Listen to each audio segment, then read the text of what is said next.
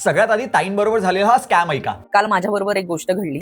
Actually एक scam झाला. माझं व्हॉट्सअॅप हॅक झालं. माझे कॉल त्याच्या नंबरवर फॉरवर्ड केले आणि माझ्या व्हॉट्सअॅपवरून सगळ्यांना, माझ्या कॉन्टॅक्ट लिस्टमध्ये जेवढी नावं होती सगळ्यांना असा मेसेज गेला की कॅन यू हेल्प मी, मी खूप अडचणीत आहे, मला एवढे एवढे पैसे पाठवा. आता हा स्कॅम झाला कसा ते समजून घेऊया. माझं एक पार्सल येणार होतं आणि मला तसाच फोन आला की मैं ब्लू डार्ट कंपनी से बात कर रहा हूँ, आपका पार्सल आने वाला है लेकिन डिलिव्हरी बॉयला तुमचा ऍड्रेस नाही मिळत आहे, तर तुमचा ऍड्रेस ह्या नंबरवर पाठवा. तो नंबर त्याने जो सांगितला होता तो डायल केला आणि विदिन सेकंदात माझं व्हॉट्सअॅप हॅक झालं. पहिल्यांदा स्कॅमरनी ताईंना एक नंबर डायल करायला सांगितला कारण त्यांना ऍड्रेस सापडत नव्हता. आता युजली नंबर्स काय होतात 6, 7, 8, 9 ह्या नंबर्सनी चालू होतात. बट तो नंबर जो सांगितला असणार स्कॅमरनी त्याच्यात मोबाईल नंबर तर असणार, बट त्याच्या अगोदर *#21# असं डायल करायला सांगितलं असणार, ज्यामुळे तुमच्या फोनमध्ये कॉल फॉरवर्डिंग ऍक्टिव्हेट होणार. म्हणजेच काय, जे कोणते कॉल तुम्हाला येणार होते ते आता ऑटोमॅटिकली स्कॅमरला जाणार. हे यूज करून स्कॅमरनी व्हॉट्सअॅपमध्ये लॉग इन केलं आणि लोकांना सांगितलं की मला पैशाची गरज आहे, तुम्ही पैसे द्या. तर बऱ्याच लोकांनी पैसे दिले आणि हा स्कॅम झाला. आता ह्याच्यापासून तुम्ही कसे वाचू शकता,